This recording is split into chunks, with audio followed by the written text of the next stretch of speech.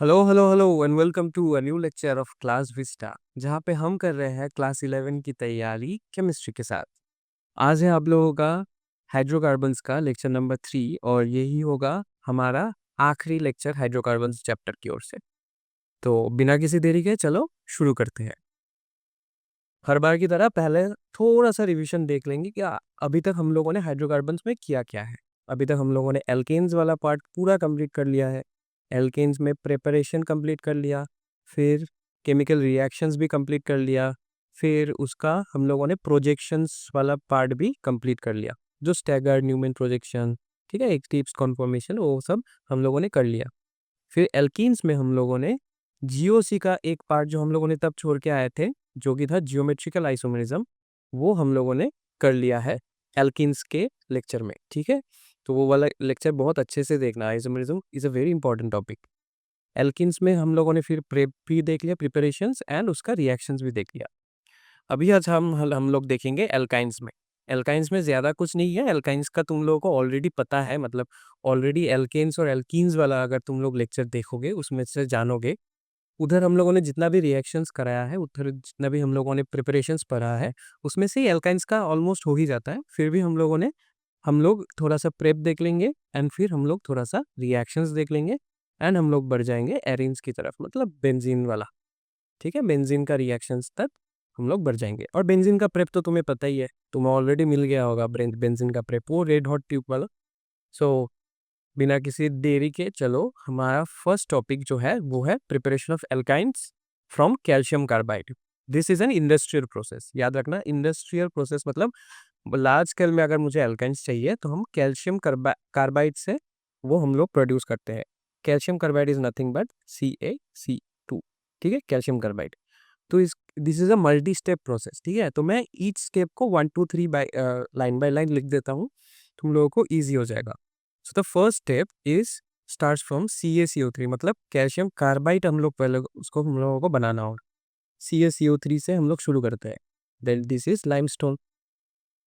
ठीक है, calcium carbonate को अगर हम लोग हीट करेंगे तो calcium oxide and carbon dioxide बनता है। ये बेसिक रिएक्शन है, तुम लोग को ऑलरेडी पता ही होगा। अभी हमें CaO को, कैल्शियम ऑक्साइड को कोक के साथ, मतलब कोक मतलब सिर्फ कार्बन 3C, ठीक है, मतलब कार्बन 3 इज द मोलरिटी। अभी कोक के साथ हमें इसको हीट करना होगा। ठीक है, कोक के साथ रिएक्ट करना होगा। अगर हम लोग कोक के साथ इसका रिएक्ट करेंगे तब जाके प्रोड्यूस होता है CaC2 एंड कार्बन मोनोऑक्साइड। ये कार्बन CaC2 जो प्रोड्यूस होता है, दिस इज कैल्शियम कार्बाइड।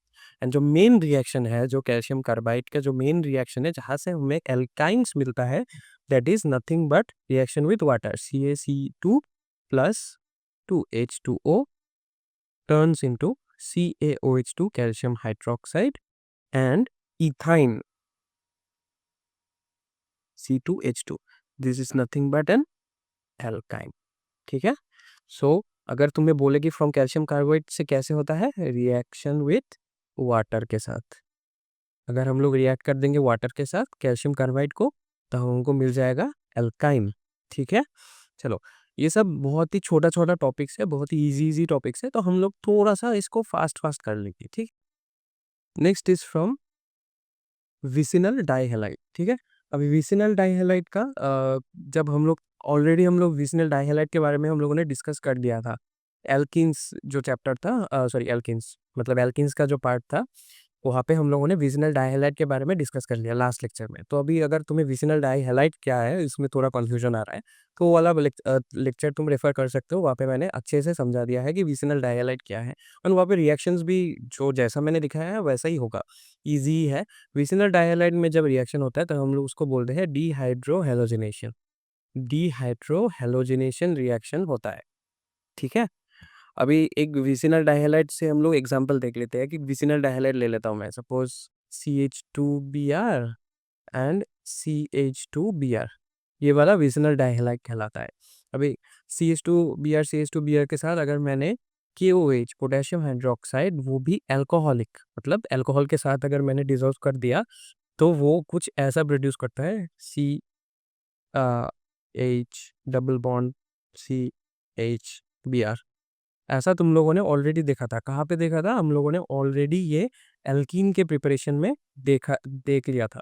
ठीक है, अभी फिर से तुम इसको एब्स्ट्रैक्ट भी कर सकते हो, डायरेक्ट CH2 भी बना सकते हो, इसको H भी लिख सकते हो, कोई बात नहीं, सेम ही चीज़ है। ठीक है, लेकिन अगर मैंने यहाँ पे NaNH2 ऐड कर दिया, ठीक है, तब ये पे क्या हो जाता है, यहाँ पे CH ट्रिपल बॉन्ड CH ऐसा आ जाता है। ठीक है, CH, चलो मैं इसको HC लिख देता हूँ, क्योंकि C का ही बॉन्ड दिखाना है ना, तो HC। ठीक है, ये बन जाता है एल्काइन, ये बन जाता है एल्काइन। विसिनल डायहैलाइड से हम लोगों ने एल्काइन बना लिया, ऐसे बन जाता है। ठीक है, यहाँ पे तुम डायरेक्टली एज भी लिख सकते हो, कोई बात नहीं, वो भी डायरेक्ट एब्स्ट्रैक्ट भी हो जाता है, कभी कभी ब्रोमीन एब्स्ट्रैक्ट भी हो जाता है, एक ही सेम चीज़ है।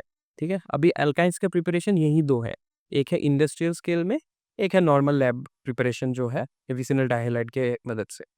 अभी नेक्स्ट जो हम देखेंगे तो वो होगा रिएक्शंस ऑफ एल्काइंस। अभी रिएक्शंस ऑफ एल्काइंस में फर्स्ट जो हम लोगों को नजर आएगा वो है एसिड बेस रिएक्शंस। अभी एसिड बेस रिएक्शंस, तुम पूछोगे कि भैया आप लोगों ने तो एल्केन्स और एल्कीन्स वाला में तो करा है नहीं एसिड बेस रिएक्शंस। तो एक्चुअली में क्या होता है, एल्केन्स और एल्कीन्स में जहाँ पे single bond and double bond होता है वहाँ पे एक्चुअली एसिड बेस रिएक्शंस नहीं होता। एसिड बेस रिएक्शंस होने के लिए आइदर एल्केन्स और एल्कीन्स को आइदर बेसिक होना पड़ेगा या फिर एसिडिक होना पड़ेगा, जो कि एल्केन्स और एल्कीन्स नहीं है। लेकिन अब हम लोग अगर एल्काइंस के बारे में बात करेंगे, एल्काइंस आर समवट एसिडिक, मतलब वीक एसिड है।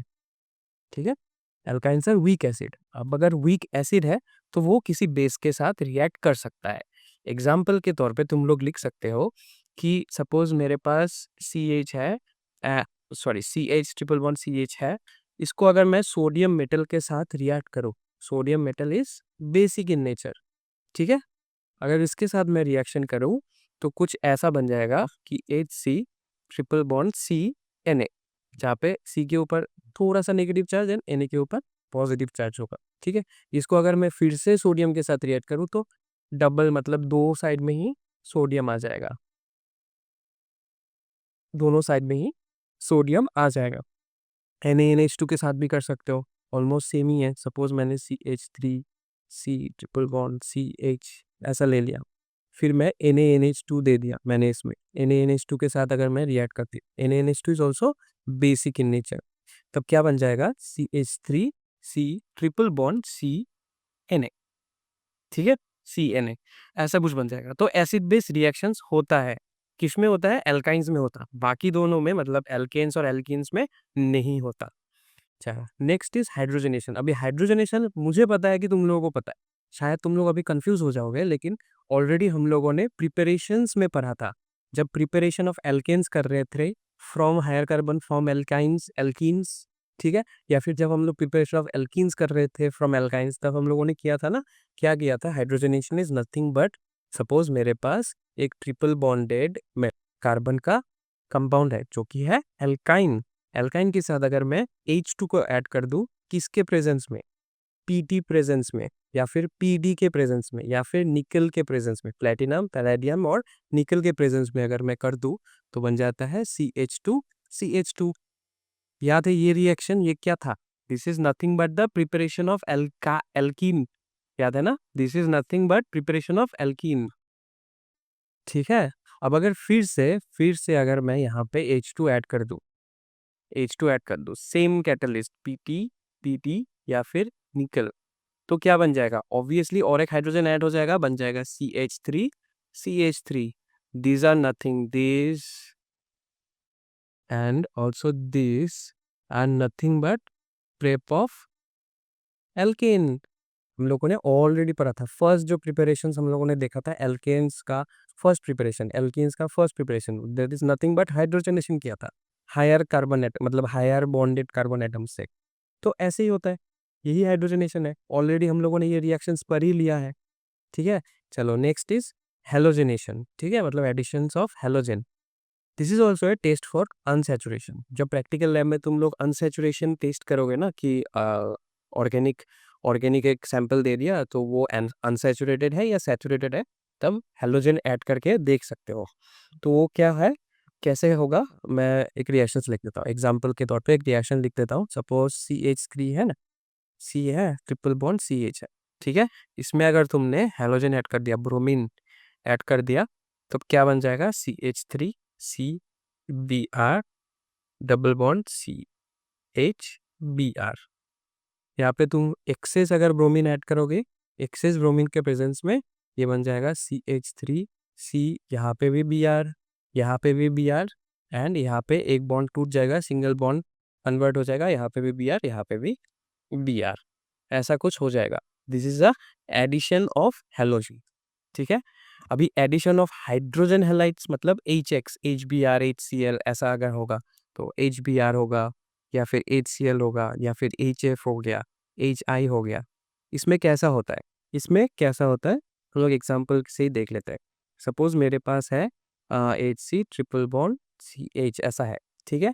और यहाँ पे मुझे HBr सपोज मैंने ऐड कर दिया, HBr अगर ऐड हो गया तब क्या बन जाएगा, मार्कोव निकोव रूल अप्लाई हो जाएगा, ठीक है। And obviously this is symmetrical, तो किसी में भी एक हाइड्रोजन जा सकता है, किसी में भी एक ब्रोमीन जा सकता है। सपोज मैंने मान लिया इधर हाइड्रोजन चला गया, इधर ब्रोमीन आ गया, इसमें तुम फिर से HBr ऐड कर सकते हो, फिर से एक्सेस HBr ऐड कर सकते हो, तब क्या बन जाएगा। सपोज ऑब्वियसली यहाँ पे फिर से मार्कोव निकोव रूल फॉलो होगा, जहाँ पे कम हाइड्रोजन है वहाँ पे जाएगा ब्रोमीन, जहाँ पे ज्यादा हाइड्रोजन है वहाँ पे जाएगा हाइड्रोजन, तो CHBr2, ठीक है, समझ आ गया। Next is addition of water. अब ये है होगा स्पेशल कंडीशंस में, क्योंकि एडिशन ऑफ वाटर नॉर्मली नहीं होता। एल्काइंस में तुम वाटर के साथ रिएक्शन नहीं कर पाते, मतलब नॉर्मल कंडीशंस में, नॉर्मल टेम्परेचर में, या फिर सिर्फ अगर वाटर को ऐड करना है तो। लेकिन अगर कुछ स्पेशल कंडीशंस हम लोगों ने दे दिया, तब वो क्या हो जाएगा, एल्काइंस के साथ वाटर का रिएक्शन होगा। अब ये स्पेशल कंडीशंस क्या क्या है, स्पेशल कंडीशंस क्या क्या है, स्पेशल कंडीशंस इज हमें मर्क्यूरिक सल्फेट देना होगा, हमें मर्क्यूरिक सल्फेट देना होगा, एक एसिड देना होगा, एसिड देना होगा, फॉर एग्जांपल H2SO4 ये देना होगा, एंड हीट देना होगा, बहुत सारा हीट, एक्सेस हीट देना होगा, ठीक है। एक्सेस हीट देना होगा तब भी ये 1 मॉलिक्यूल ऑफ वाटर के साथ रिएक्ट कर पाता है, ओनली 1 मॉलिक्यूल ऑफ वाटर के साथ, so it will react with 1 mole of water. इन सब को ऐड करने के बाद it will react with 1 mole of water. कैसा होता है रिएक्शन, एग्जाम्पल के तौर पे देख लेते हैं। कुछ ऐसा आएगा, suppose HC triple bond CH है एंड 1 मॉलिक्यूल ऑफ वाटर, हमें क्या क्या देना है, मर्क्यूरिक सल्फेट, मतलब वहाँ पे से आएगा मर्क्यूरिक आयन, फिर एसिड कोई भी देना है, मतलब H पॉजिटिव आएगा, देन 333 केल्विन देना है, 333 केल्विन, बहुत हाई टेम्परेचर में क्या आ जाएगा, CH2 CHOH, ठीक है। ऐसा कुछ रिएक्शन होगा, लेकिन ये इस फॉर्म में तुम्हें नजर नहीं आएगा। ये क्या हो जाएगा, ये आइसोमराइजेशन हो जाएगा, आइसोमराइजेशन। आइसोमराइजेशन होने के बाद ये कन्वर्ट हो जाएगा एल्डिहाइड में, मतलब यहाँ से, ठीक है, यहाँ से हाइड्रोजन एक एब्स्ट्रैक्ट होके यहाँ चला जाएगा, ये हाइड्रोजन यहाँ चला जाएगा एंड यहाँ पे डबल बॉन्ड आ जाएगा, बन जाएगा कुछ ऐसा CH3 C double bonded OH, मतलब एक क्या बन गया, एल्डिहाइड बन गया। This is nothing but N aldehyde, ठीक है। एडिशन ऑफ वाटर में कुछ स्पेशल कंडीशंस में alkynes will be converted into aldehydes, ठीक है। सिंपल सिंपल सा है, मैं थोड़ा फास्ट करा रहा हूँ क्योंकि ये बहुत ही सिंपल सिंपल सा चीज़ें हैं, तुम्हें सिर्फ रिएक्शंस याद रखना है। Even though the reactions are hard but the things are very simple. एक बार अगर याद हो जाएगा तो बहुत ही सिंपली से तुम्हें याद आ ही जाएगा। ये मैंने जब 11 में पढ़ा था तब से मुझे याद है, इवन दो मुझे डे टू डे लाइफ में शायद ये वाला रिएक्शंस कभी करना ही नहीं पड़ा, ठीक है, इन प्रैक्टिकल लैब्स ऑल्सो, लेकिन ये ईजी इतना है कि मुझे याद है। अब अगर तुम भी थोड़ा सा अच्छे से मन लगा के पढ़ोगे तो तुम्हें भी ईजी ही लगेगा। चलो next is cyclic polymerisation. Cyclic polymerisation याद रखना, अगर ये वाला टर्म आता है ना, most of the times it will give us benzene, most of the times it will give us benzene. अभी बेंजीन कैसे बनाते थे, एल्केन्स में भी तुम लोगों ने पढ़ा है, एल्काइंस में भी वही है। क्या था, suppose CH triple bonded CH है और ऐसा मेरे पास 3 है, 3 मॉलिक्यूल्स है और मैंने क्या कर दिया, रेड हॉट आयरन ट्यूब में डाल दिया, ठीक है, 873 केल्विन में। तब क्या बन जाएगा, ये पॉलीमराइजेशन होके ये एक बेंजीन बच जाएगा, ठीक है, it will become a benzene. ये कैसा, CH3 ऐसा, सपोज मान लो कि मेरे पास ऐसा है एंड एक और CH है जो कि ऐसा है, और एक मान लो CH है जो कि सपोज ऐसा है, ठीक है। तो यहाँ पे पॉलीमराइजेशन हो जाएगा, ये आ जाएगा, फिर ऐसा बेंजीन बना देगा, ठीक है, बेंजीन बना देगा। This is nothing but this, ठीक है, बेंजीन बना देता है। साइक्लिक पॉलीमराइजेशन होता है।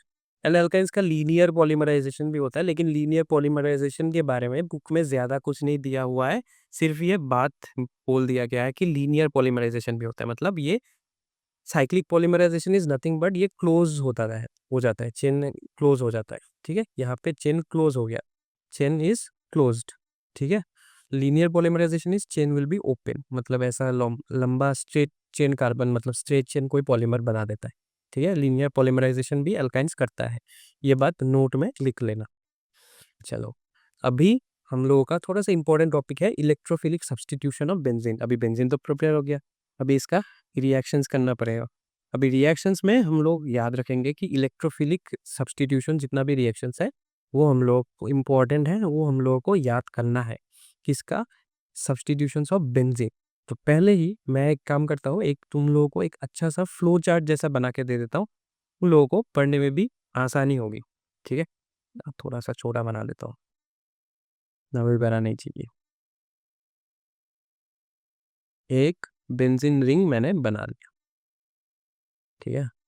अभी मैं क्या करूँगा, बहुत सारा एरो ड्रॉ करूँगा, उस यहाँ पे एक एरो, देन यहाँ पे एक एरो, देन यहाँ पे एक एरो, देन यहाँ पे एक एरो, देन यहाँ पे एक एरो, ठीक है।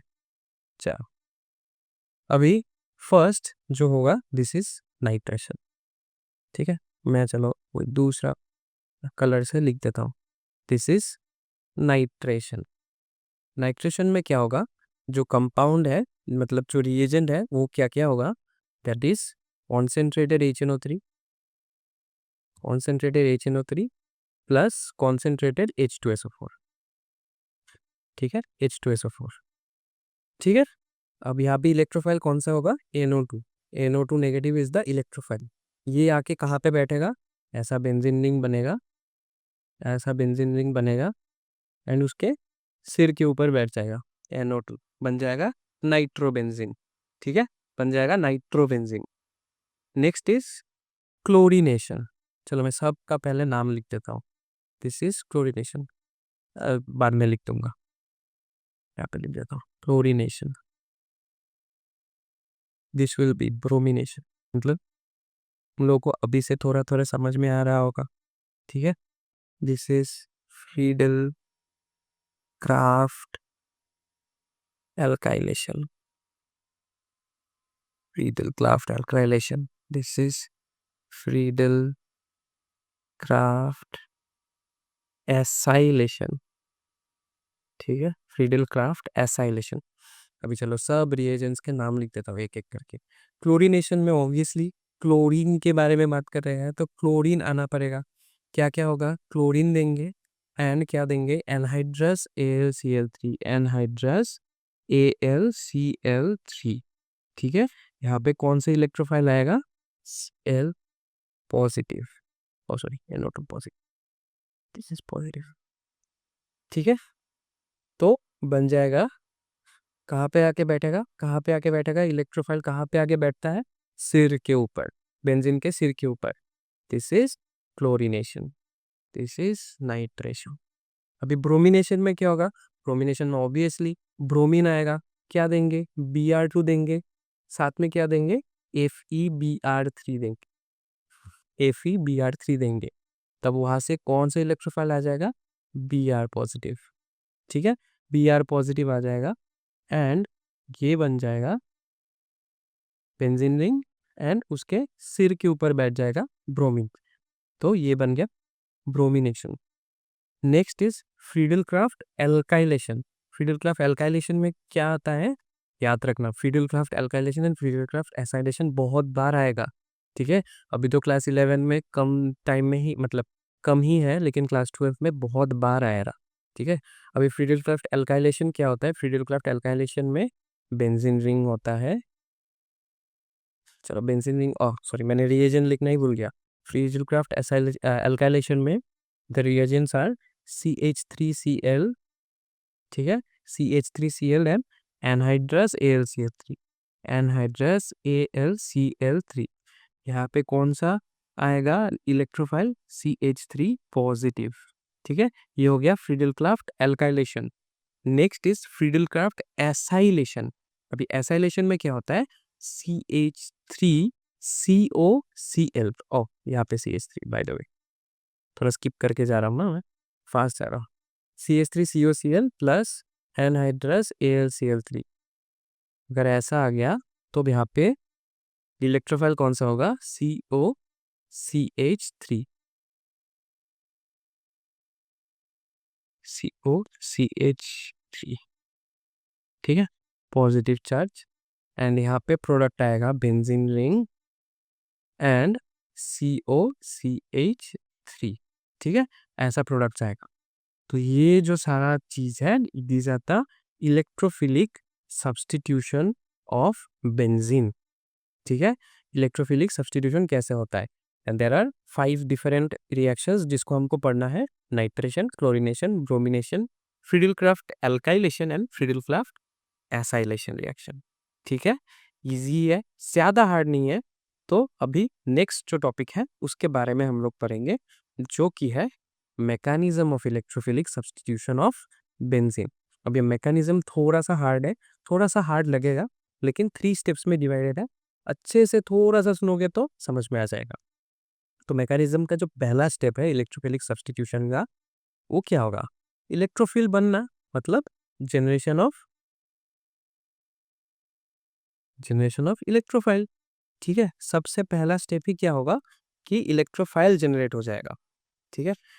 अगर इलेक्ट्रोफाइल जनरेट हुआ तो कैसे हुआ, electrophiles are nothing but positive charge species, ठीक है। जैसे कि अगर मैं नाइट्रेशन के बारे में अगर बात करूं, नाइट्रेशन के बारे में अगर बात करूं तो क्या होता है, रिएक्शंस वहाँ पे होता है concentrated HNO3, right, concentrated HNO3 and concentrated H2SO4। तब तुम लोगों ने देखा कि मैंने लिखा कि NO2 पॉजिटिव चार्ज, तब ये NO2 पॉजिटिव चार्ज आया कहाँ से और क्या क्या स्पीशीज एक्चुअली में बनता है, तो यहाँ पे क्या बनता है, NO2 पॉजिटिव बनता है एंड SO4 नेगेटिव बनता है एंड वाटर बनता है, ठीक है। अभी इनमें से इलेक्ट्रोफाइल कौन सा है, obviously NO2 positive is our electrophile, ठीक है। तो याद रखना नाइट्रेशन में actually concentrated HNO3 and H2SO4 react करके 3 चीजें प्रोडक्ट, मतलब 3 प्रोडक्ट प्रोड्यूस होते हैं, लेकिन उनमें से हम लोगों का इंटरेस्टिंग, जो हम लोगों का पॉइंट ऑफ इंटरेस्ट है, जो हम लोगों को चाहिए, वो क्या है, NO2 पॉजिटिव वाला इलेक्ट्रोफिलिक स्पीशीज, ठीक है। अभी अगर हम लोग ब्रोमिनेशन के बारे में बात करेंगे, ब्रोमिनेशन, उसमें क्या होता है, ब्रोमिनेशन में हम लोगों ने क्या दिया था, ब्रोमिनेशन में दिया था Br2 एंड FeBr3, ठीक है। अभी क्या हो जाता है यहाँ पे, even though bromine is highly electronegative, लेकिन फिर भी यहाँ पे एक Pr पॉजिटिव स्पीशीज बनता है एंड FeBr4 नेगेटिव एक स्पीशीज बनता है, जहाँ पे हम लोगों का point of interest is this electrophile. Chlorination में भी सेम ही चीज है। क्लोरीनेशन के बारे में अगर बात करें तो क्लोरीनेशन में क्लोरीन है एंड एनहाइड्रस AlCl3 है, एनहाइड्रस AlCl3 है। इवन दो क्लोरीन इज हाईली इलेक्ट्रोनेगेटिव, वो नेगेटिव स्पीशीज बनाना चाहता है, लेकिन यहाँ पे बन जाता है क्या, पॉजिटिव स्पीशीज, क्योंकि AlCl3 AlCl sorry AlCl4 negative बन जाता है, ठीक है। समझ आ रहा है, इजी चीजें हैं, थोड़ा सा ही समझना है। फ्रीडल-क्राफ्ट एसाइलेशन के बारे में, फ्रीडल-क्राफ्ट एल्काइलेशन के बारे में अगर बात करें, फ्रीडल-क्राफ्ट एल्काइलेशन में क्या था, CH3 था एंड सॉरी CH3Cl था एंड एनहाइड्रस AlCl3 था, एनहाइड्रस AlCl3 था। अभी इसमें तो तुम्हें समझ में आ ही गया कि क्लोरीन इज हाईली इलेक्ट्रोनेगेटिव, वो तो इलेक्ट्रोनेगेटिव स्पीशीज ही बनाना चाहता है, तो CH3 पॉजिटिव ही बना लेगा। CH3 क्या बना लेगा? पॉजिटिव, एंड वो बन जाएगा AlCl4 negative. Fidel Crafts acylation के बारे में अगर बात करें, एसाइलेशन के बारे में अगर बात करें, तो वहाँ पे क्या था? CH3COCl plus anhydrous AlCl3, anhydrous AlCl3। अगर इसके बारे में अगर बात करें तो ऑब्वियसली Cl बन जाएगा इलेक्ट्रोनेगेटिव, मोर इलेक्ट्रोनेगेटिव, वो नेगेटिव चार्ज के तरफ अट्रैक्ट, मतलब नेगेटिव चार्ज स्पीशीज बन जाएगा। तो बचा क्या रहेगा? CH3CO, ठीक है, CH3 ऐसा बचा रहेगा पॉजिटिव चार्ज, एंड क्या बन जाएगा? AlCl4, ठीक है, समझ में आ गया। Even though some of the species जैसे bromine, chlorine and NO2, these tend to be negative charged, लेकिन जब हम लोग उससे भी इलेक्ट्रोनेगेटिव कुछ दे देंगे रिएक्शंस में, तो क्या करेगा उसको, मतलब फोर्सफुली हम लोग उसको पॉजिटिव चार्ज बना रहे हैं। अब अगर फोर्सफुली वो पॉजिटिव चार्ज बन गया, तो उसका टेंडेंसी क्या रहेगा? उस पॉजिटिव चार्ज जिसको जो जो फोर्सफुली बना है, उस पॉजिटिव चार्ज किसी को दे दे। अब पॉजिटिव चार्ज लेगा कौन? पॉजिटिव चार्ज लेगा कोई इलेक्ट्रोनेगेटिव स्पीशीज ही ना। किसी में जहाँ पे नेगेटिव चार्ज हो, वही तो वो पॉजिटिव चार्ज ले लेगा, बोलेगा कि हाँ हाँ, थोड़ा तुम्हारा दुख दर्द मेरे साथ शेयर कर दो तो तुम हल्के हो जाओगे, तुम थोड़ा स्टेबल हो जाओगे, इवन दो ये बनना नहीं चाहते थे। तब क्या होगा?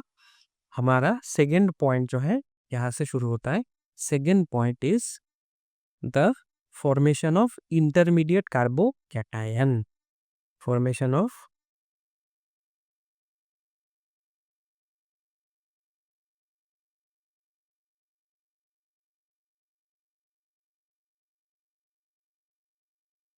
इंटरमीडिएट कार्बोकैटायन बाई, यहाँ पे याद रखना, by attack of electrophiles, electrophiles, ठीक है।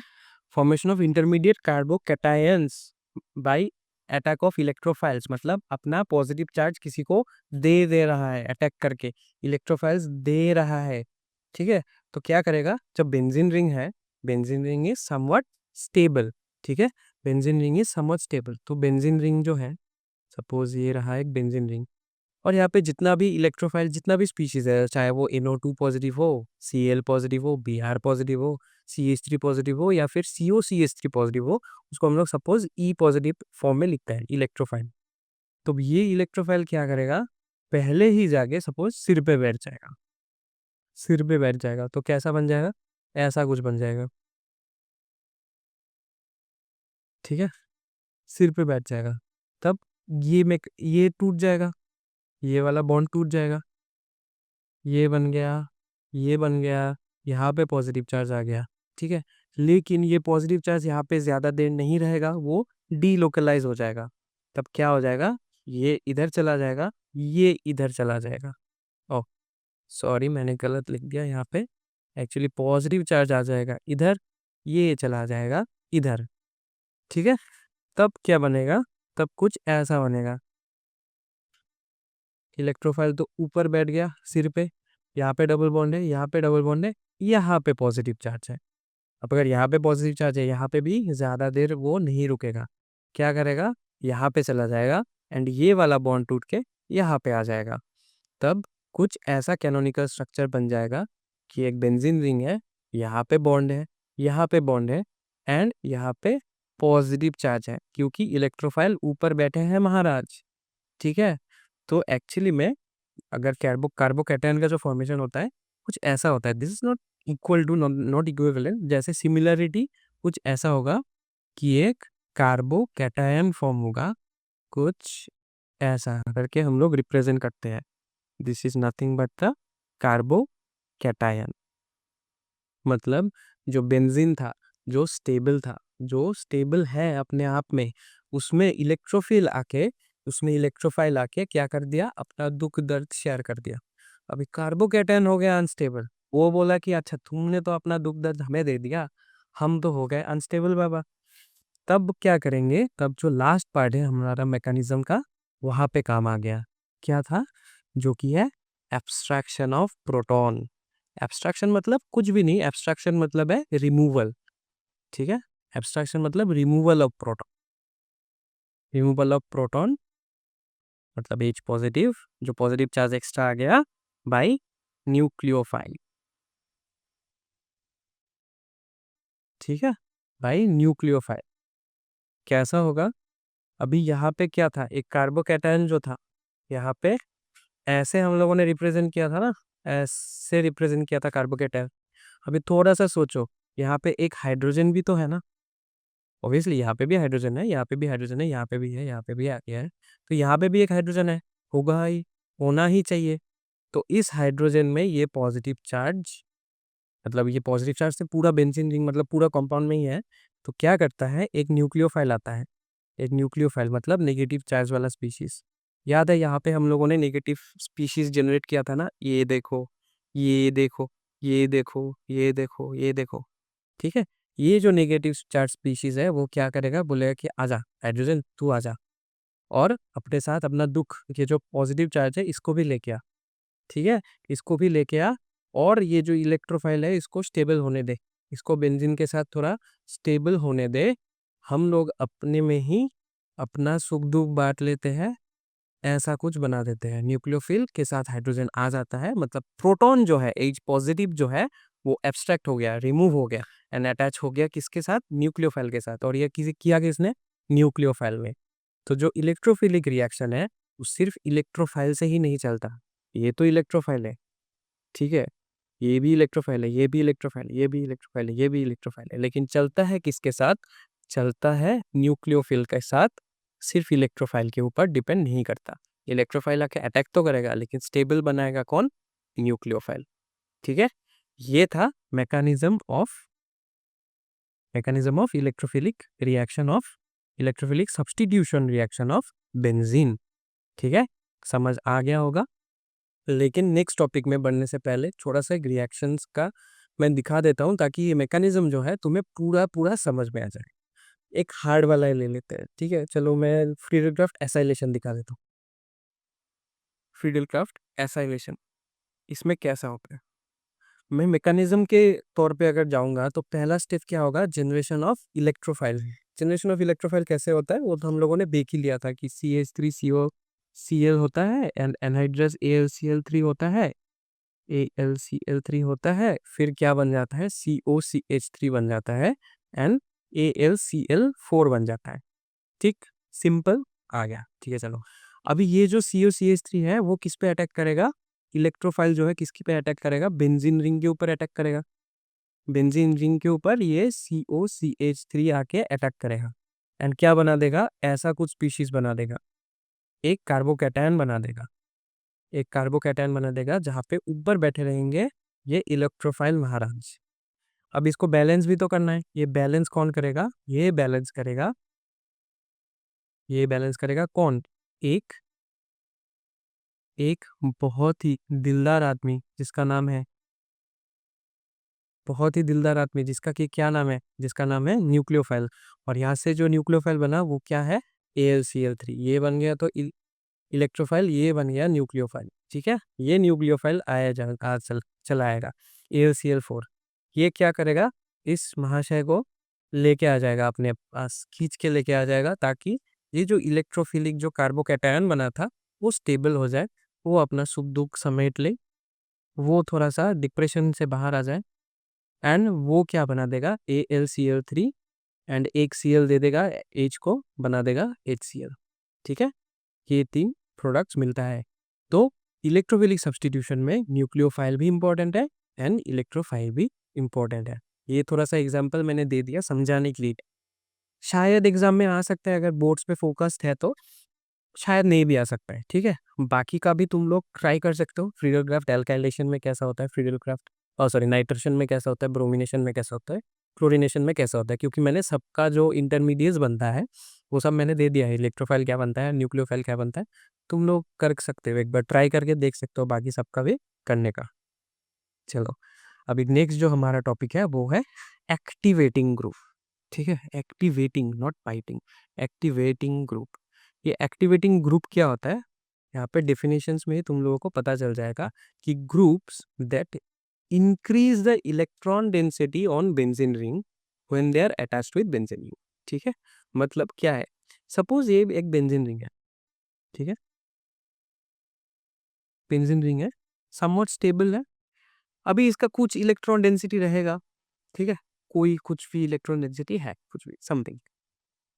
अगर यहाँ पे मैंने एक ग्रुप ऐड कर दिया, ठीक है, एक ग्रुप मैंने यहाँ पे ऐड कर दिया, ठीक है, ये ग्रुप अगर इस बेंजीन रिंग में इलेक्ट्रॉन डेंसिटी इंक्रीज कर दे, बढ़ा दे। इलेक्ट्रॉन डेंसिटी इंक्रीज करना मतलब, इलेक्ट्रॉन डेंसिटी करना मतलब खुद से थोड़ा इलेक्ट्रॉन दे दे, ठीक है। वो क्या किया, ग्रुप कोई भी ग्रुप आया, ग्रुप का मैं एग्जांपल दे दूंगा, तो कोई भी ग्रुप आया एंड वो बोला कि ठीक है तुम ले लो, ग्रुप थोड़ा सा इलेक्ट्रॉन वो बेंजीन रिंग को अगर दे दे, ठीक है, इलेक्ट्रॉन्स अगर दे दे मतलब इलेक्ट्रॉन डेंसिटी दे दे, ये थोड़ा सा डेल नेगेटिव हो जाए, ये खुद डेल पॉजिटिव हो जाए, थोड़ा सा खुद पुश करके इलेक्ट्रॉन को बेंजीन रिंग की तरफ धकेल दे, तब हम लोग उसको बोलेंगे एक्टिवेटिंग ग्रुप। एग्जांपल्स क्या है, एग्जांपल्स है सपोज CH3 ग्रुप हो गया, फिर OCH3 ग्रुप हो गया, फिर NH2 ग्रुप हो गया, this is also activating group, फिर NHR ग्रुप हो गया, ठीक है, फिर OH ग्रुप हो गया, फिनोलिक ग्रुप, ठीक है, these are all activating group etcetera. There are more groups but these are all activating groups. अभी उसी से रिलेटेड एक चीज है जो कि है डीएक्टिवेटिंग ग्रुप। अभी डीएक्टिवेटिंग ग्रुप क्या है, तुम्हें नाम से ही पता चल गया कि अगर एक्टिवेटिंग इंक्रीज करता होगा तो डीएक्टिवेटिंग ग्रुप क्या करता होगा, decrease the electron density on benzene ring when they are attached with benzene ring. ठीक है, मतलब एक इलेक्ट्रॉन डेंसिटी एक बेंजीन रिंग का है जो स्टेबल सा नन्ना सा मुन्ना सा बालक है, उसमें अगर एक ग्रुप आ गया, क्या करेगा, वो इलेक्ट्रॉन डेंसिटी खींच लेगा अपनी तरफ, इलेक्ट्रॉन्स को खींच लेगा। अभी इलेक्ट्रॉन्स को कौन खींचता है, जो ज्यादा इलेक्ट्रो निगेटिव होता है वो क्या करता है, इलेक्ट्रॉन को खींचता है। इलेक्ट्रॉन को खींचने वाला groups is deactivating groups. Example के तौर पे कौन कौन सा है, सपोज NO2 है, ठीक है, साइनाइड ग्रुप है CN, फिर CHO ग्रुप है, एल्डिहाइडिक ग्रुप, फिर एसिडिक ग्रुप मतलब COOH ग्रुप है, हेलोजेंस है, these are all highly electronegative. सब के सब इलेक्ट्रॉन्स को खींचेंगे अपनी तरफ और बेंजीन रिंग को क्या कर देगा, डीएक्टिवेट कर देगा, ठीक है, रिएक्शंस के तौर पे डीएक्टिवेट कर देगा। अभी ग्रुप से रिलेटेड नेक्स्ट जो टर्म हम लोग जानेंगे that is ortho and para directing group. अभी ये ortho and para directing group क्या है, मैं थोड़ा सा पहले समझा देता हूँ। सपोज मेरे पास एक बेंजीन रिंग है, ठीक है, मेरे पास एक बेंजीन रिंग है एंड यहाँ पे सपोज ऑलरेडी एक ग्रुप है, ठीक है, ऑलरेडी एक ग्रुप अटैच्ड है। अभी मेरे को इसमें सपोज कोई इलेक्ट्रोफाइल देना है, ठीक है, कोई भी इलेक्ट्रोफाइल देना है। अभी ये ग्रुप इन्फ्लुएंस करेगा कि इलेक्ट्रोफाइल यहाँ पे बैठेगा या यहाँ पे बैठेगा या यहाँ पे बैठेगा। This position and this position is similar only, this position and this position is similar. This position का नाम है ऑर्थो, दिस पोजिशन का नाम है मेटा एंड दिस पोजिशन का नाम है पैरा, ठीक है, ऑर्थो मेटा पैरा।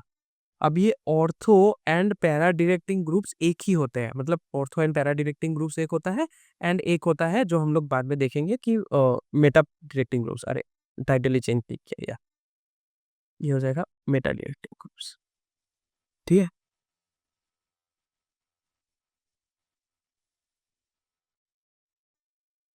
अब ये ऑर्थो पैरा डायरेक्टिंग ग्रुप्स क्या है, मेटा डायरेक्टिंग ग्रुप्स क्या है, काम कैसे करता है, ये हम लोग अभी थोड़ा सा देखेंगे। चलो, अभी सपोज मान ले ऑर्थो पैरा डायरेक्टिंग ग्रुप के बारे में।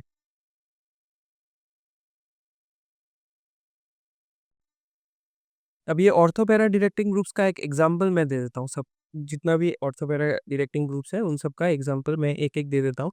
सपोज CH3 है, OCH3 है, ठीक है, OCH3 है, फिर NH2 है, NHR है, OH है एंड X है, मतलब X मतलब हेलोजेंस है, ठीक है, एसेट्रा और भी हो सकता है।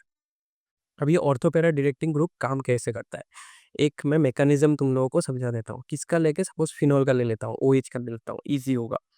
सपोज एक बेंजीन रिंग है, ठीक है, बेंजीन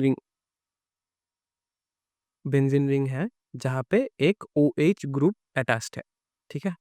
अभी OH में ऑब्वियसली ऑक्सीजन में लोन पेयर्स होंगे, लोन पेयर्स क्या करेंगे, यहाँ पे अटैक करेंगे एंड इन टर्न ये बॉन्ड ब्रेक होके यहाँ पे आ जाएगा। सो ऐसा कुछ बन जाएगा।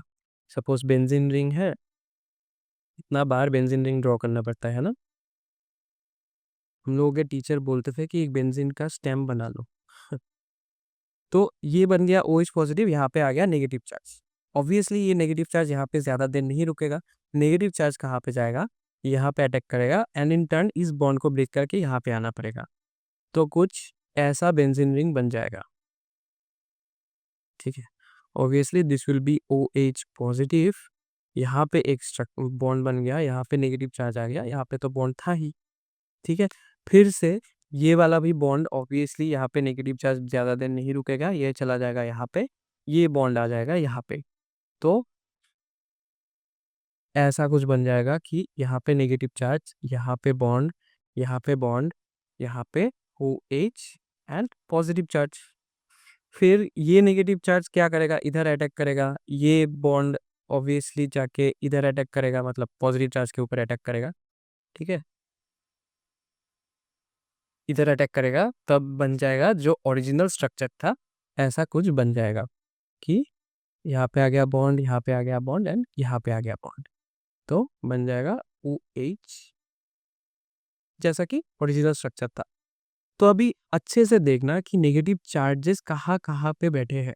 नेगेटिव चार्ज सपोज बैठे हैं यहाँ पे एक, नेक्स्ट यहाँ पे एक, नेक्स्ट यहाँ पे एक, ortho position para position.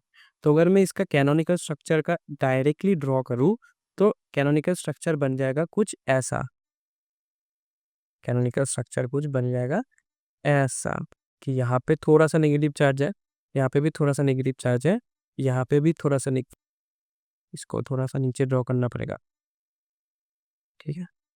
Canonical structure अगर मैं ड्रॉ करूँ, चलो यहाँ पे ड्रॉ कर देता हूँ।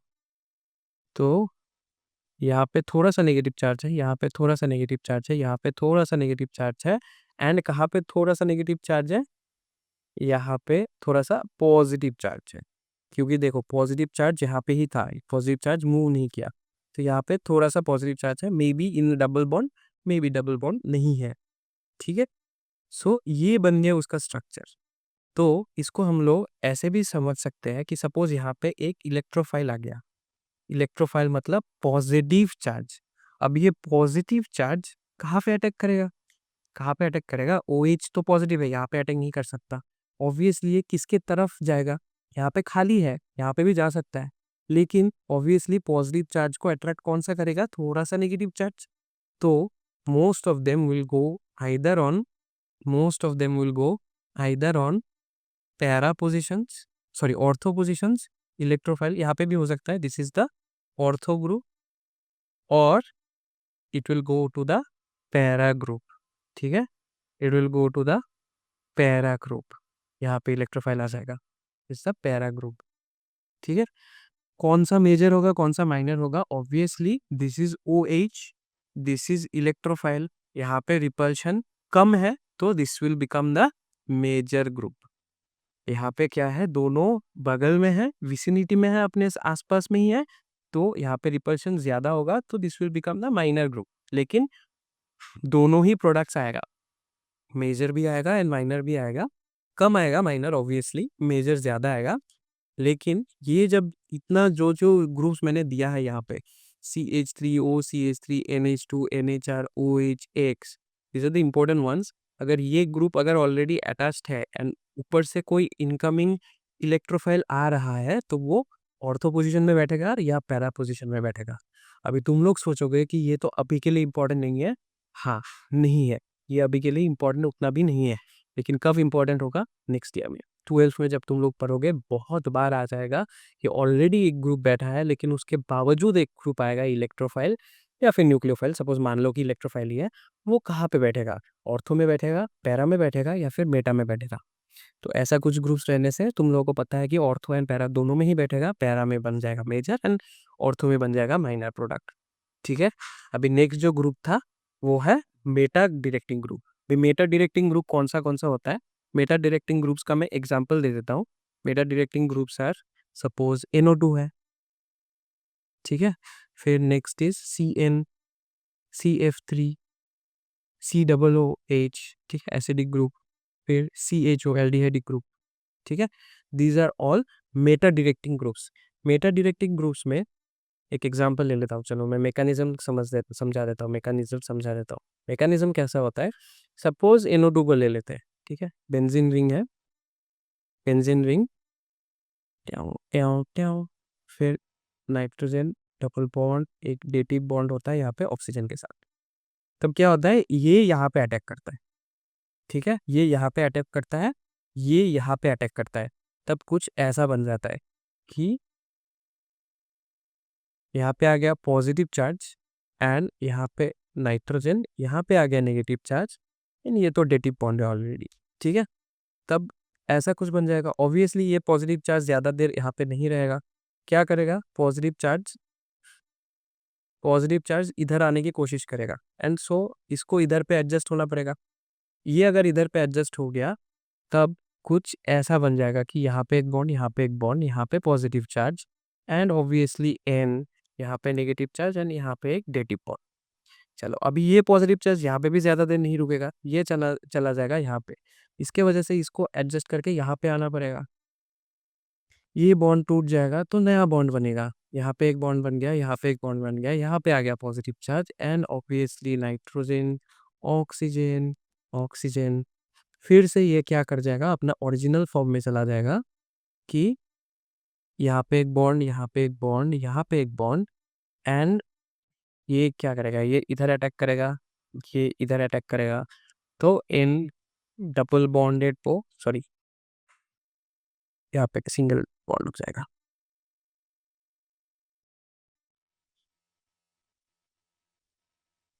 ये यहाँ पे अटैक करता है, ये डबल बॉन्ड यहाँ पे अटैक करता है, तो यहाँ पे बन जाएगा सिंगल बॉन्ड, यहाँ पे बन जाएगा डबल बॉन्ड, यहाँ पे तो डेटिव बॉन्ड नहीं था।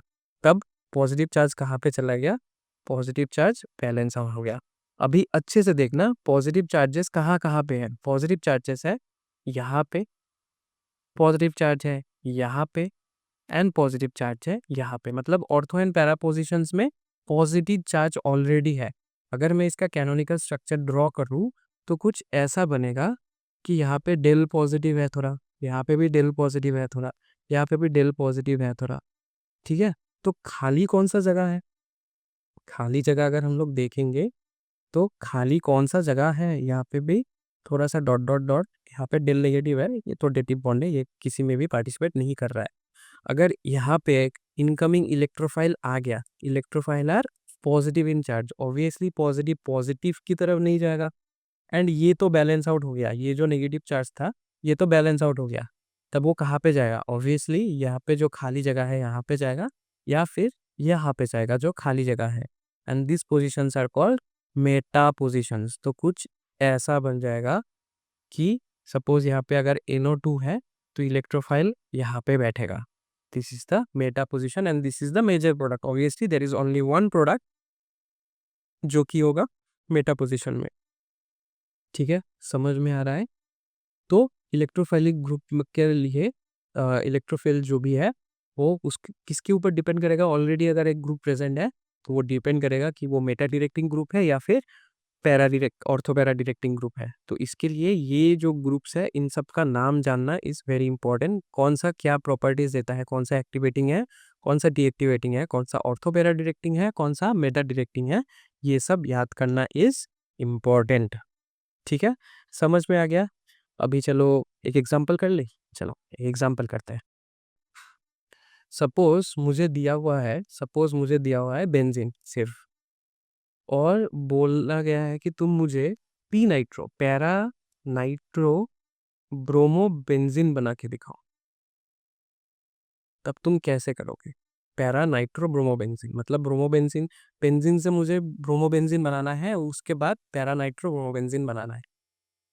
तब तुम्हें पता है कि बेंजीन से bromobenzene is easy, electrophilic substitution reaction करना है, कैसे करना है, कौन सा रिएजेंट देना है, तो मुझे पहले बेंजीन चाहिए, उसके साथ मुझे Br2 एंड FeBr3 दे देना है, Br2 एंड FeBr3 दे देना है। उसके बदले में क्या आ जाएगा, उसके बदले में सिर के ऊपर, मतलब बेंजीन रिंग के सिर के ऊपर एक टोपी बैठ जाएगा ब्रोमीन का। कैसे होता है इलेक्ट्रोफिलिक सब्स्टिट्यूशन रिएक्शन का मैकेनिज्म में भी हम लोगों को पता है, ठीक है, कि इलेक्ट्रोफाइल बनता है, फिर वो अटैक करता है, फिर एब्स्ट्रैक्ट होता है प्रोटॉन, एंड ऐसा ब्रोमोबेंजीन बन जाता है। And P nitro bromobenzene, already यहाँ पे ब्रोमीन है, और ब्रोमीन कौन सा ग्रुप है, ब्रोमीन इज एक्स, मतलब halogen group, and halogen group is ortho para directing. ठीक है ठीक है, तब तो ये होगा, ये तो पॉसिबल है। तो यहाँ पे मुझे सिर्फ नाइट्रो ग्रुप का लाना है। नाइट्रो ग्रुप कैसे आता है, नाइट्रेशन से। नाइट्रेशन में क्या क्या देना पड़ता है, नाइट्रेशन में concentrated concentrated HNO3 and concentrated H2SO4 देना पड़ता है। अगर ये दोनों हम लोगों ने दे दिया तब नाइट्रेशन हो जाएगा, इलेक्ट्रोफाइल आ जाएगा, कौन से पोजीशन में आ जाएगा, ऑर्थो एंड पैरा पोजीशन में आ जाएगा। कौन सा मेजर है, पैरा पोजीशन इज मेजर। तब हो गया ना, बेंजीन से तुम्हें मिल गया पी नाइट्रो ब्रोमोबेंजीन। ठीक है, इजी है। चलो, पी नाइट्रो टॉलुइन कैसे बनाओगे। अच्छा, पी नाइट्रो छोड़ो, एक मेटा वाला कट करते हैं, मेटा वाला करते हैं। मेटा वाला में क्या देखेंगे, सपोज तुम्हें दे दिया है बेंजीन और तुम्हें बनाना है एम नाइट्रो क्लोरोबेंजीन। ठीक है, अभी तुम्हें बनाना है एम नाइट्रो क्लोरोबेंजीन। कैसे बनाओगे, एम नाइट्रो क्लोरोबेंजीन कैसे बनाओगे, अभी थोड़ा सा दिमाग लगाओ। ठीक है, अगर बाई पहले मैंने क्लोरीन ग्रुप को लेके आया, ठीक है, बेंजीन में अगर मैंने क्लोरीनेशन कर दिया, क्लोरीन ग्रुप आ गया। ठीक है, चलो मैं करके दिखाता हूँ, फिर क्यों गलत होगा वो मैं भी दिखा देता हूँ। सपोज बेंजीन आ गया एंड यहाँ पे मैंने क्लोरीनेशन कर दिया, जो भी है Cl2 एनाइट्रस AlCl3 ये सब दे दिया। ठीक है, तो क्या आ जाएगा यहाँ पे, क्लोरीन आ जाएगा, क्लोरीन यहाँ पे आ जाएगा। क्लोरीन यहाँ पे आने के बाद ये बन जाएगा, ऐसा कुछ स्पीशीज बन जाएगा। यहाँ पे अगर मुझे नाइट्रो लाना भी है तो ऑब्वियसली नाइट्रो कहाँ पे बैठेगा, पैरा पोजीशन में बैठेगा, या फिर माइनर प्रोडक्ट्स में ऑर्थो में भी बैठ सकता है, लेकिन मेटा में कभी नहीं बैठेगा। लेकिन मुझे यहाँ पे क्या चाहिए, मेटा पोजीशन में चाहिए। तो मेटा पोजीशन के लिए मुझे पहले नाइट्रो लाना पड़ेगा, क्योंकि क्योंकि nitro is Meta directing. So nitro क्या करेगा, क्लोरो को मेटा पोजीशन में बैठा देगा, क्लोरो जो इनकमिंग इलेक्ट्रोफाइल होगा उसको मेटा पोजीशन में बिठा देगा, अरे मेटा पोजीशन में बिठा देगा। कैसे बिठाएगा, तो मुझे पहले नाइट्रो लाना पड़ेगा। अब इतना तक तो मुझे अंडरस्टैंडिंग हो गया, तो पहले मुझे नाइट्रेशन करना है। नाइट्रेशन कैसे होता है, concentrated HNO3 plus concentrated H2SO4। ठीक है, कॉन्सेंट्रेटेड HNO3 कॉन्सेंट्रेटेड H2SO4, या ये क्या कर देगा, यहाँ पे ला देगा नाइट्रो ग्रुप को, NO2 को। ठीक है, अब ये NO2 is Meta detecting. NO2 क्या करेगा, सिर्फ सिंपल सा तुम्हें क्लोरीनेशन करना है, Cl2 प्लस एनहाइड्रस AlCl3 देना, CH2 एनहाइड्रस AlCl3 दे देना है। सिंपल, वो क्या करेगा, जो क्लोरीन जो इलेक्ट्रोफाइल है उसको मेटा पोजिशन में डाल देगा, क्लोरीन को मेटा पोजिशन में डाल देगा, खुद NO2 यहाँ पे बैठ जाएगा। अब अगर तुम क्लोरीन को इधर से तुम देखोगे, इस साइड से तुम देखोगे, तो ये मेन ग्रुप हो गया, ये मेटा पोजिशन में आ गया, तो एम नाइट्रो क्लोरोबेंजीन बन गया। तो अभी यहाँ से तुम लोगों को पता चल गया होगा कि कहाँ पे पहले कौन सा करना है, पहले कौन सा इलेक्ट्रोफिलिक सब्स्टिट्यूशन करना है, डिपेंडिंग ऑन मुझे प्रोडक्ट क्या चाहिए। ठीक है, एग्जाम के टाइम में भी ऐसा आ सकता है, यहाँ पे मैंने सिर्फ ब्रोमोबेंजीन क्लोरोबेंजीन का किया है, नाइट्रो से किया है। ठीक है, लेकिन एग्जाम में थोड़ा तुम्हें डिफरेंट टाइप का भी आ सकता है, फ्रीडल क्राफ्ट एसाइलेशन बना सकता है। ठीक है, जो मैंने एक एग्जाम्पल तब बोल रहा था टोलुइन का, ऐसा भी आ सकता है। ठीक है, तो वो सब कर लो, वो सब कर लो, इजी हो जाएगा, समझ में भी आ जाएगा। और शायद एक्सरसाइज का भी क्वेश्चन है, एक्सरसाइज का 13 नंबर क्वेश्चन में होगा। तुम लोग इंटेक्स जो एक्सरसाइज है ना, उसका 13 नंबर क्वेश्चन देख लेना। 13 नंबर क्वेश्चन, शायद मुझे एग्जैक्टली नहीं पता, शायद 13 नंबर क्वेश्चन होना चाहिए। वहाँ पे 3-4 ऐसा है कि तुम लोग कर सकते हो। ठीक है, और एक इंटेक्स का भी क्वेश्चन नंबर है जो कि है 20, इसको भी देख लेना। दिस आर इम्पोर्टेंट, आ सकता है कॉमन क्वेश्चन है, ऐसा ऐसा टाइप का क्या है, सिर्फ तुम्हें बनाना है। ठीक है, क्या दिया हुआ है, कहाँ से कहाँ तक जाना है, क्या क्या रिएक्शंस करना है उसके बीच मिडल में। दिस आर इम्पोर्टेंट बिकॉज अभी भी अगर बाई चांस 11 में भी नहीं आ गया ना, तो 12 में तो भर भर के दे देगा कि यहाँ से यहाँ पे लेके जाना है, कौन सा रिएजन यूज करे, यहाँ से यहाँ पे ये रिएजन दे दिया, क्या आ जाए। ठीक है, तो दीज आर वेरी इंपॉर्टेंट, अच्छे से पढ़ो। एंड मैं एक काम करूंगा, जो हम लोगों का टेलीग्राम ग्रुप है ना, टेलीग्राम ग्रुप का आईडी तो पता है तुम लोगों को, टेलीग्राम ग्रुप का आईडी बोल दो, सबको पता है, @क्लासविस्टा केमिस्ट्री। यहाँ पे मैं क्या कर दूंगा, जो अगर मुझे मेरे नोट्स में अगर कोई मिलता है, या फिर मैं एक बुक में भी एक बार देख लूंगा, तो वहाँ से मैं दे दूंगा कि कोई इंपॉर्टेंट क्वेश्चंस है कि नहीं ये हाइड्रोकार्बन्स वाले चैप्टर में। ठीक है, हाइड्रोकार्बन्स वाले चैप्टर में कोई इंपॉर्टेंट क्वेश्चंस है कि नहीं, क्योंकि हाइड्रोकार्बन्स में बहुत सारा क्वेश्चंस ऑलरेडी है। ठीक है, तो ये सब तुम लोगों को मिल जाएगा ग्रुप में, मैंने सब क्वेश्चंस यहाँ पे डिस्कस नहीं किया, वहाँ पे ऑलरेडी मिल जाएगा, and very easy there are things, तो एक बार पढ़ने से तुम लोगों को समझ में आ जाएगा। ठीक है, तो टेलीग्राम ग्रुप ज्वाइन कर लो, वहाँ पे मैं दे दूंगा ये, जब जब तक ये लेक्चर आ जाएगा तब तक तुम लोगों को ये भी सब जितना भी नोट्स है सब लोग मिल जाएगा। चलो, अभी ये लेक्चर कर देते हैं खत्म। ठीक है, लेक्चर को जाने से पहले एक थोड़ा सा समरी दे देता हूँ कि हम लोगों ने आज क्या किया। हम लोगों ने आज क्या किया, प्रिपरेशन ऑफ एल्कीन देख लिया। ठीक है, preparation of alkene alkyne sorry alkynes देख लिया, रिएक्शन ऑफ एल्काइंस देख लिया, फिर एरिन्स के बारे में थोड़ा पढ़ लिया, एरिन्स मतलब बेंजीन के बारे में, जितना भी रिएक्शंस हो सके उनका रिएक्शन का मैकेनिज्म भी कर लिया एरिन्स के बारे में। ठीक है, अभी सिर्फ 2 मिनट चाहूँगा तुम लोगों के साथ एक छोटा सा बात करना है। ठीक है, बहुत दिन हो गए हम लोगों ने ये जर्नी शुरू किया था। ठीक है, फर्स्ट जो मैंने चैप्टर पढ़ाया था molarity and molality, sorry mole concept वाला जो चैप्टर था, पूरा ही पढ़ाया था मैंने। तो मोल कॉन्सेप्ट से शुरू करके अभी हम लोग हाइड्रोकार्बन मतलब हाइड्रोकार्बन चैप्टर तक आ गए हैं। थोड़ा सा टॉपिक है जो इन्वायरमेंटल केमिस्ट्री है, वो तो तुम लोग ऐसे ही पढ़ोगे, वो तो इम्पोर्टेंट वैसे भी नहीं है, समझने की कोई चीज़ ही नहीं है उतना ज़्यादा, सिर्फ थोड़ा सा मतलब पढ़ना है। ठीक है, तो ये बहुत ही अच्छा सफ़र था अब तुम लोगों के साथ। ऐसा भी दिन आया था कि मुझे लेक्चर्स बनाने में थोड़ा डिमोटिवेटेड था, लेकिन फिर भी तुम लोगों के प्यार ने, इतना सारा प्यार जो मुझे मिला, तो मैं मोटिवेटेड हो गया था कि मुझे और भी लेक्चर्स बनाने हैं, मुझे पूरा कोर्स कंप्लीट करना है। तो यहाँ तक हम लोगों का सफ़र था, पूरा कोर्स तुम्हारा कंप्लीट हो गया। अभी तुम लोगों का सिर्फ एक ही काम है, वो है स्टडी, रिवाइज एंड प्रैक्टिस। ठीक है, स्टडी करो, रिवाइज करो, प्रैक्टिस करो। एग्जाम्स आर वेरी नियर, अगर बोर्ड्स का प्रिप कर रहे हो तो exams are very very near. और अगर तुम लोग JEE या नीट का प्रिपरेशन कर रहे हो तो all the best for it, क्योंकि अभी से अगर प्रिपरेशन नहीं करोगे तो 12th में जाके बहुत हार्ड हो जाएगा। ठीक है, अच्छे से प्रिप करो, अच्छे से पढ़ो, अच्छे से रिवाइज करो, बार बार रिवाइज करो, जितना भी बाय हार्ट करने का चीज़ें हैं वो भी बाय हार्ट कर लो, जितना भी कॉन्सेप्ट्स हैं वो सब क्लियर कर लो। एक बार में समझ नहीं आ रहा है तो वीडियो को फिर से देखो।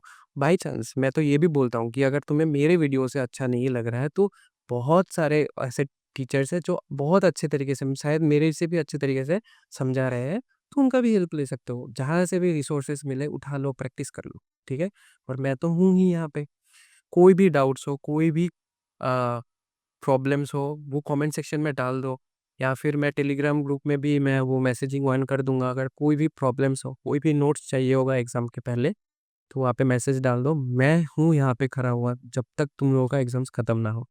ठीक है, 12th में भी अगर 12th के स्टूडेंट्स ये पे देख रहे हैं कि नीट के जो प्रिपरेशन कर रहे हैं या फिर JEE का प्रिपरेशन कर रहे हैं, उन लोगों के लिए भी 12th वाले सर जो शुभम सर है वो भी करा रहे हैं, बहुत अच्छे तरीके से करा रहे हैं। उन लोग उनका भी केमिस्ट्री का पोर्शन ख़त्म ही होने वाला है, इवन दो थोड़ा सा लेट हो गए, थोड़ा सा प्रॉब्लम्स आ गया था, वो ख़त्म होने वाला है। लेकिन जो जैसा भी हो, ये जर्नी बहुत ही अच्छा लगा तुम लोगों के साथ, मैंने पूरा किया।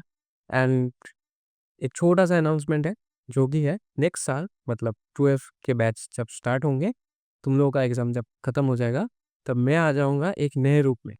अब तक हम लोगों ने पढ़ा था केमिस्ट्री, मैंने पढ़ाया था तुम लोगों को केमिस्ट्री, नेक्स्ट साल मैं पढ़ाऊँगा फिज़िक्स। ठीक है? चलो, मैं कोशिश करूँगा कि तुम लोगों के साथ 12th वाले फिज़िक्स में ही जुड़ जाऊँ, देखते हैं, नए टीचर्स भी आ रहे हैं जो फिजिक्स का 11 का क्लास लेंगे या 12 का क्लास लेंगे। जो भी हो, मैं चाहूँगा कि तुम लोगों के साथ फिर से बना रहूँ। केमिस्ट्री तो पढ़ा लिया, अभी फिजिक्स की बारी। केमिस्ट्री 11 में करा दिया, फिजिक्स करेंगे 12 को किल, ठीक है, पूरे धमाल के साथ। चलो, अभी के लिए मैं विदा लेता हूँ तुम लोगों के सब से। अच्छे से पढ़ते रहो। न्यू लेक्चर्स आएंगे, लेकिन नेक्स्ट साल में आएंगे, मिस करना मुझे। और और एक छोटा सा डिमांड है जाने से पहले कि फर्स्ट ऑफ ऑल ऑब्वियसली बार बार मैं बोल चुका हूँ, फिर भी एक बार और thank you for joining two this lecture and thank you for joining for all this lecture. जैसे पहले दिन से जो जितने भी लोग जुड़े हुए हैं, बहुत सारा धन्यवाद। अगर ये वीडियो अच्छा लगा हो तो लाइक कर दो एंड शेयर कर दो अपने दोस्तों के साथ, और सब्सक्राइब टू द चैनल, और सब्सक्राइब कर दिया है तो बिल वाला आइकन भी बजा दो, ताकि तुम लोगों को भी पता चल जाए कब नया वीडियोस आने वाला। एंड छोटा सा मेरा एक रिक्वेस्ट है तुम लोगों से कि कुछ भी हो जाए, ये वीडियो में कोई भी पॉजिटिव कमेंट करना है कर दो, कोई भी नेगेटिव कमेंट करना है, कुछ भी इमोजी एक कमेंट कर दो, लेकिन मुझे बता दो कमेंट करके कि तुम्हें कैसा लगा। एक कमेंट कर दो ताकि मैं जान पाऊँ कि तुम जुड़े हुए हो या नहीं हो। क्या तुम पहले ही लेक्चर देख के 2 मिनट में ही भाग जाते हो? ठीक है, चलो। टेलीग्राम चैनल का लिंक मैंने दे दिया है, फिर से मैं दे देता हूँ। It is @classvista chemistry। And अगर फेसबुक में हो या फिर कोई गैप्स नहीं है, हाँ, बाय द वे, अगर फेसबुक में हो या फिर इंस्टाग्राम में भी हो तो वहाँ पे भी हमारे साथ जुड़ सकते हो। जैसा कि मैं हर बार बोलता हूँ कि सोशल मीडिया में मत रहो, फिर भी अगर जुड़ना है तो जुड़ सकते हो, ताकि नए नए अनाउंसमेंट तुमको मिल जाए। क्लास विस्टा ऑन आईजी में या फिर फेसबुक में डायरेक्ट सर्च कर लो क्लास विस्टा, तुम लोगों को मिल जाएगा।